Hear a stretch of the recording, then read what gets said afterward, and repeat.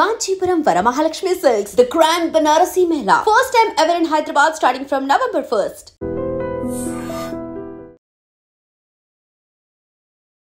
పశ్చిమ గోదావరి జిల్లా భీమవరం సుంకర పద్దయ్య వీధిలో దారుణమైన ఘటన చోటు చేసుకుంది. కన్న తల్లిని తమ్ముణ్ణి అత్యంత కిరాతకంగా కత్తితో పొడిచి చంపి ఆ తర్వాత ఆ వ్యక్తి ఎవరైతే ఉన్నాడో శ్రీనివాస్ 37 సంవత్సరాల ఆయనకి ఆ వీధిలో వచ్చి నిలబడ్డాడు. ఇంతలోనే ఓ వ్యక్తి ఏంటి అనుమానాస్పదంగా కనపడుతున్నాడు ఈ వ్యక్తి ఒంటి నిండా రక్తపు మరకలతో అని గుర్తించి ఏంటి నువ్వు ఏం చేసావు నువ్వెవరు అని అడిగేటప్పటికి నేను మనిషిని సార్, 2 దయ్యాల్ని చంపేశాను. అంటే ఎవరు వాళ్ళు అంటే మా అమ్మ మా తమ్ముడు. అమ్మ పేరు మహాలక్ష్మి, ఆవిడకి 60 సంవత్సరాలు.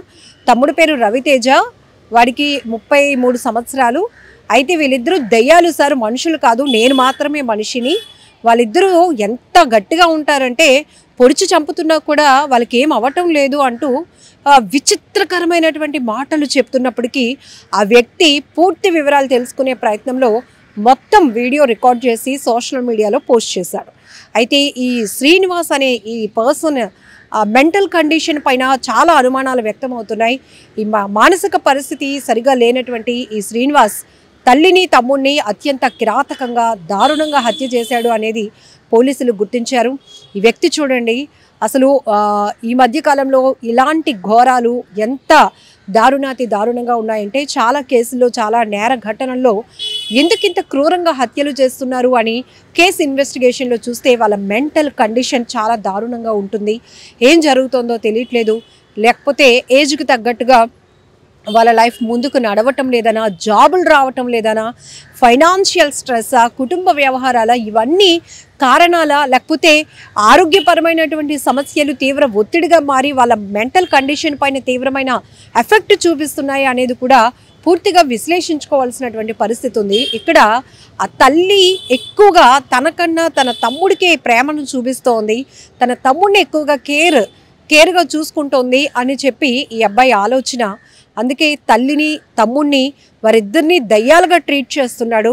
నేనేం చెప్పినా, నేను మనసులో ఏమనుకున్నా వాళ్ళిద్దరికీ తెలిసిపోతుంది సార్, వాళ్ళిద్దరు దయ్యాలు, నేను మాత్రమే మనిషిని, నేను చూడండి ఎలా ఉన్నానో, కానీ ఇంత ఉన్నానా, వాళ్ళని నేను చంపలేకపోయాను అని కూడా చెప్తున్నాడు. మరేం చేసి వచ్చావంటే కత్తి తీసుకుని పొడి చేశాను అని కూడా చెప్తున్నాడు. అంటే ఇక్కడే అతను ఈ వీడియోలో చెప్తున్నటువంటి మాటలు బట్టి ఆయన యాటిట్యూడ్ చూస్తూనే ఆయన మెంటల్ కండిషన్ మానసిక స్థితి ఎలా ఉందో కూడా అర్థమైపోతోంది. పోలీసులు అయితే కేసు దర్యాప్తు కొనసాగిస్తున్నారు. భయంకరమైన పరిస్థితి కనబడుతోంది. ఇక్కడ భీమవరంలోని సుంకర పద్దయ్య వీధిలో జరిగినటువంటి ఈ ఘోరమైన ఘటనకు సంబంధించి వీడియోలు కూడా ఇప్పుడు సోషల్ మీడియాలో వైరల్ అవుతున్నాయి. ఏం జరుగుతోంది, మనుషుల్లా కనపడుతున్నారు కానీ బుద్ధి మాత్రం చాలా నీచంగా మారుతోంది, క్రూరంగా మారుతోంది. మానసిక పరిస్థితులు బాగోలేనటువంటి వ్యక్తులు ఇంట్లో పెట్టుకోవటమే వాళ్ళ ప్రాణాలకు పెద్ద ప్రమాదమా అనే ఆలోచన కూడా చేయాల్సిన పరిస్థితి ఉంది. మీ అందరికీ తెలుసు, అనేక ఘటనలో సొంత పిల్లలే కన్న తల్లిదండ్రుల్ని అత్యంత కిరాతకంగా కడతేరుస్తున్నారు.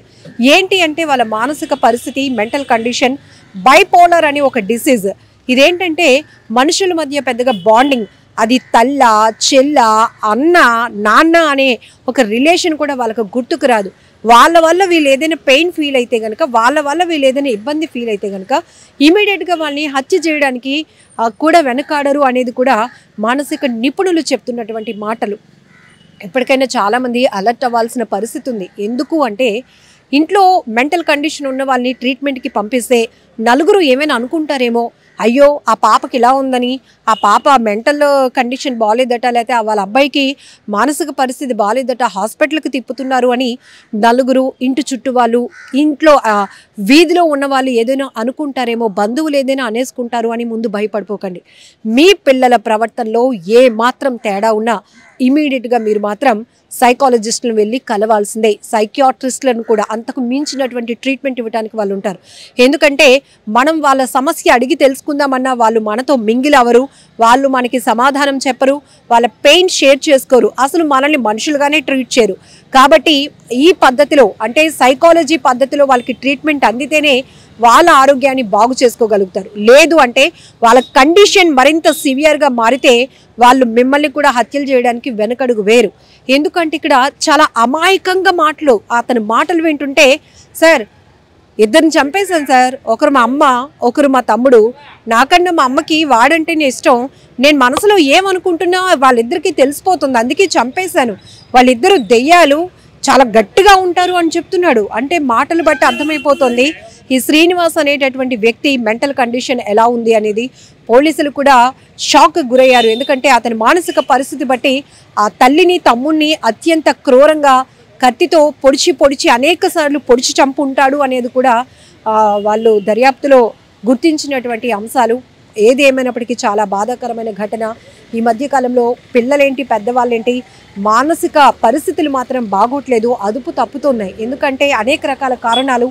ఒత్తిడి కాస్త తీవ్రంగా మారుతోంది, తర్వాత అది ఆరోగ్యం పైన తీవ్రమైన ప్రభావాన్ని చూపిస్తూ ఏకంగా మానసిక ఆరోగ్యం పైన కూడా తీవ్రమైనటువంటి ప్రభావాన్ని చూపిస్తుంది అని చెప్పడంలో ఎలాంటి డౌట్ లేదు. ఎందుకంటే ఇది ఒకటే కాదు, అనేక ఘటనల్లో చూస్తే పోలీసుల ఇన్వెస్టిగేషన్లో సైకాలజిస్టులు కూడా చెప్పిన షాకింగ్ ఫ్యాక్ట్స్ ఏంటంటే బైపోలార్ డిసీజ్ ఇలాంటివి మానసికమైన మెంటల్ కండిషన్ బాగోలేని వాళ్ళని మేమేదో జాగ్రత్తగా చూసుకోగలుగుతామని మీరు ఇంట్లో పెట్టుకుంటే గనక వాళ్ళు మీ ప్రేమను అర్థం చేసుకోలేరు. ఇంట్లో ఉన్న కండిషన్స్ని, ఇంట్లో ఉన్న ప్రాబ్లమ్స్ని వాళ్ళు అర్థం చేసుకోలేరు. అది వాళ్ళకి ప్రాబ్లంగా భావించి ఏకంగా మర్డర్స్ చేయడానికి కూడా వెనకడుగు వేయరు. బీ కేర్ఫుల్ అని కూడా చెప్తున్నారు.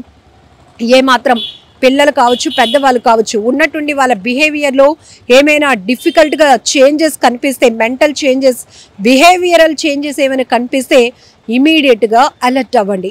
ఎందుకంటే విశాఖ మల్కాపురంలో కూడా ఓ కొడుకు ఆ తల్లి గేమ్ ఆడుకోవడానికి పట్టుకున్నటువంటి ల్యాప్టాప్ని అమాంతం లాగేసుకుందని తల్లిని చంపేశాడు కత్తితో పొడిచి, కబోర్డ్లో దాచిపెట్టేసి అన్నయ్యకేమో తెలియకుండా అమ్మ ఎక్కడికో వెళ్ళింది అని చెప్పి ఆ డ్రామా ఆడాడు. అంటే కేవలం వాళ్ళ మెంటల్ కండిషన్. ఆ తర్వాత అతన్ని అదుపులోకి తీసుకున్నాక కూడా నా చేతులారా నేను తల్లిని చంపాను అనేటటువంటి రియలైజ్ కూడా అవ్వలేదు. ఎందుకంటే వాళ్ళకి అవేవి రిలేషన్స్ కానీ ఎమోషన్స్ ఏవి ఉండవట. సో ఇప్పుడు ఆంధ్రప్రదేశ్లోని వెస్ట్ గోదావరి, పశ్చిమ గోదావరి జిల్లా భీమవరంలో జరిగినటువంటి ఈ ఘటన కూడా మరొకసారి తీవ్ర భయభ్రాంతులకు గురి చేయడమే కాదు, ఒకసారి మీ అందరినీ కూడా అలర్ట్ చేస్తోంది. Be careful. నిజంగా ప్రస్తుతం ఉన్నటువంటి సమాజం దేనికి ప్రయారిటీ ఇస్తుంది? ఆర్థిక సంబంధాల చుట్టూ మాత్రమే తిరుగుతుంది. మళ్ళీ ఎన్నికలంగానే చాలా విరక్తి కలుగుతాం. మంచి అనిపిస్తుంది కదా, లేడీస్ కూడా ఛాలెంజింగ్ జాబ్స్ చేసినప్పుడు చాలా బాగుంటది. ట్రాఫిక్ అసిస్టెంట్స్ గా నియమించిన ట్రాన్స్జెండర్స్ అందరితో సాల్యూట్ చేయించుకుంటున్నారు. ఫుడ్ డెలివరీ ఇవ్వటానికి వెళ్ళినటువంటి డెలివరీ బాయ్ అనిల్ పై కళ్ళ ముందు